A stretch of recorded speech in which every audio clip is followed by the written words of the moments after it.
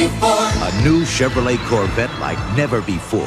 A Corvette superb in its engineering and technology and defiant in its performance. So depending on how old you are, you may or may not be aware, through the 80s, the 70s, and a chunk of the 90s, compression was pretty much gone. And it would just blow my mind because I'd be in the garage reading my dad's Chilton books, were like this thick. I'd be looking back like at the repair manuals like, oh, here's the Corvette of blah, blah, blah, blah, blah, 11-to-1 compression. And then I look at the newer stuff. There's no compression, no horsepower. What happened? Where did it all go? Where did the compression go? Why did it fall off of a cliff in the 70s? That's what we're going to be talking about in today's video because I was really curious about this. So I started digging, and I think I found the best answer that's probably out there. To the Jumbotron of knowledge, where did the compression go? So, all right, we're going to use the Corvette as a benchmark because it's, one, a performance car, and we all know the best way to build horsepower is build compression, whether that's static compression or throwing boost on it or something like that. Compression is like literally key to making horsepower. So they are motivated to have a higher compression because we're talking about a sports car here. And we're going to stick to one car, so I'm not comparing like the Ford, Toronto, blah, blah, blah, blah, blah engine compression to this. We're looking at one car, what the engine compression was going on. We're using the Corvette as a benchmark.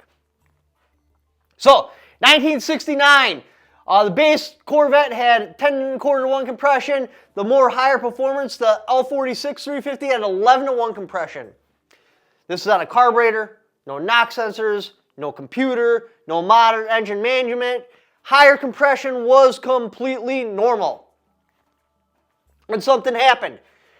1970, 11-to-1 compression. Nice, nice. 1971, 9-to-1 compression. 1972, 8.5-to-1 compression. Then it came back up a little bit in the higher performance Corvette, the LT1, 9-to-1 compression. But still, this is significantly lower than 11-to-1 compression did. GM like somehow forget that compression makes horsepower, or what's going on here?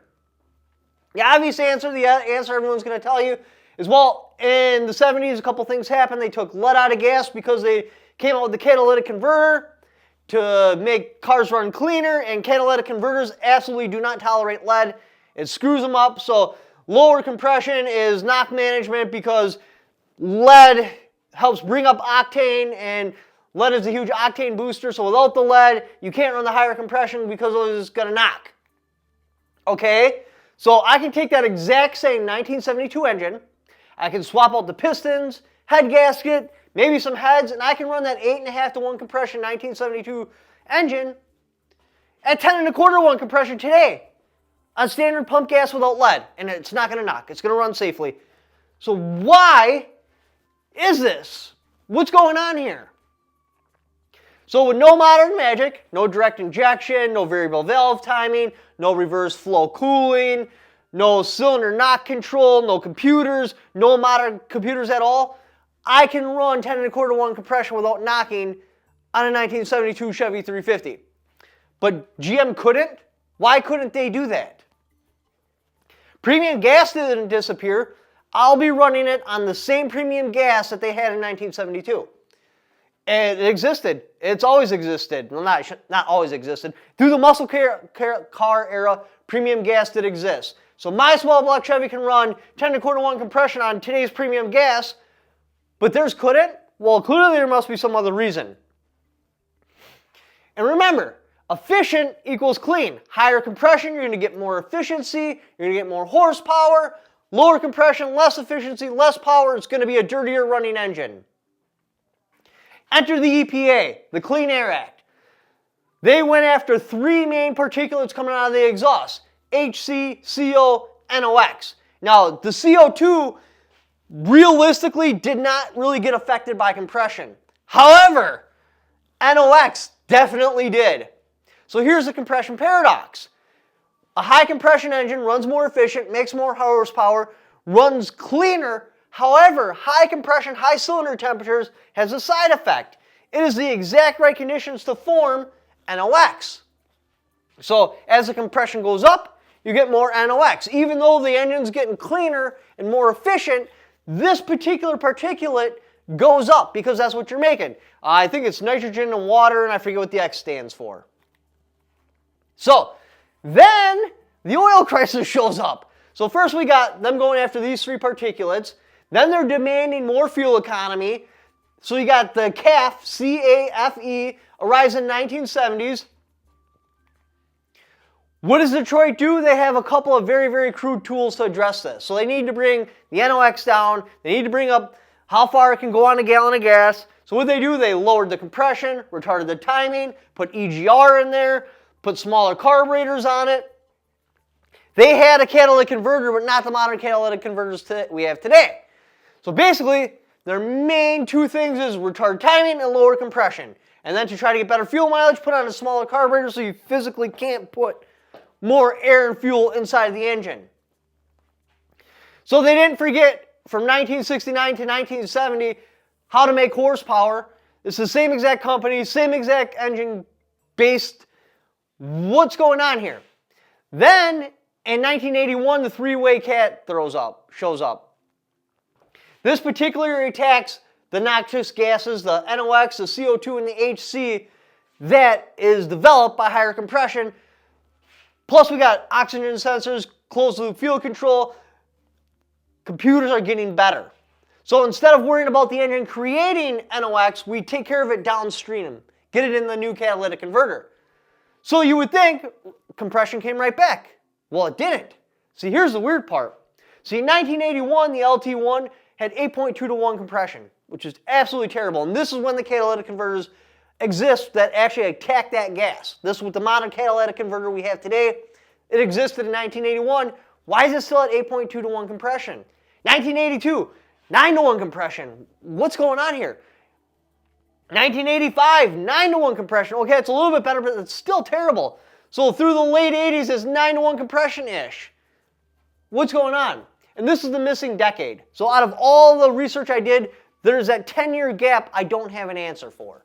I can guess, because we have the technology to run higher compression. Maybe it's knock management. Maybe they're like, well, hey, you know, without the leaded fuel, we have to run this lower compression. So even if you're in bumper-to-bumper traffic in Arizona and 120 degrees and you're lugging the engine, it's still not going to knock. We need to make the engines handle that type of abuse, maybe. Fuel quality, maybe the fuel quality wasn't that good. You know, emissions still are a concern. I could not find a single gun to cover from 1981 to 1991. The technology's there, but they still don't bring compression back. So I don't have an answer for that. I don't know why from 1981 to 1991 we didn't have higher compression. Anyway, so the 1991 comes and we're back. We got the L98, 10 to 1 compression. Woo! Getting back at it. Now this is your standard small block. This is not the LT1 yet. This is the last year's of standard small block. So near 1960s technology or near 1960s compression. Not quite there yet though. 1960s is in the 11 to 1. So we're at the 10 to 1.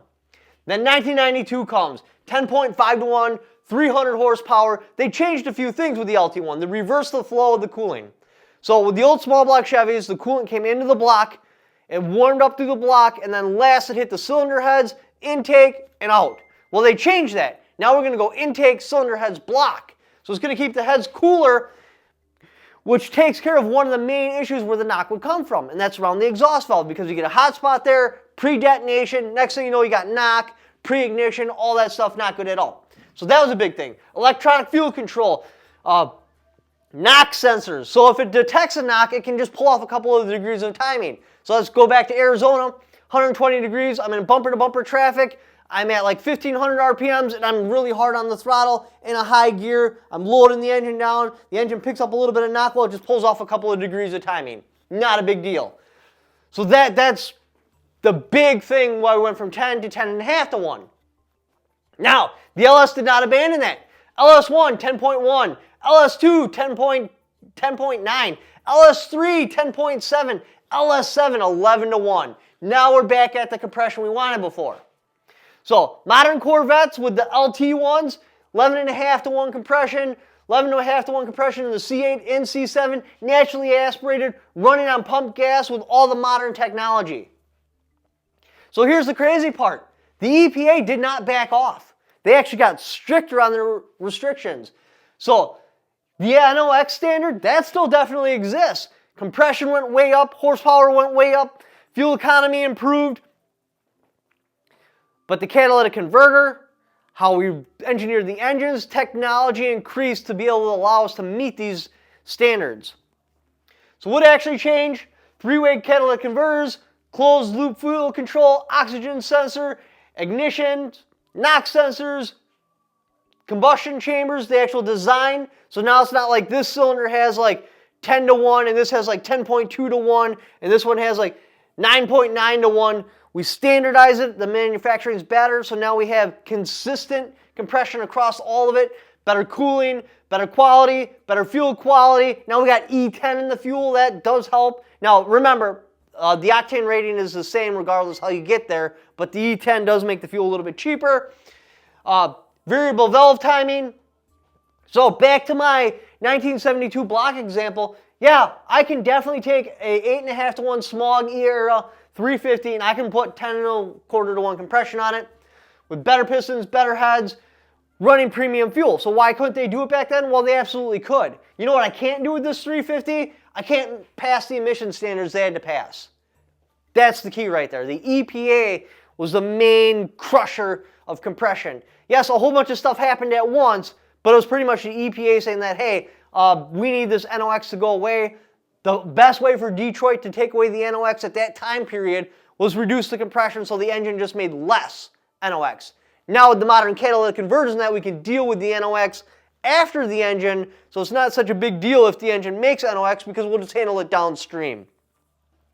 Anyway, so that's what's going on with the compression. A little bit of history on there and what I could find. Appreciate you guys watching my videos. If you'd like to help support the channel, go down in the description and click on that Amazon affiliate link. Even if you don't buy what that link is for, just clicking on it and doing the Amazon shopping you were literally already going to do anyway, I'll kick back for it because you came there off my channel. Thank you for watching. Don't forget to subscribe.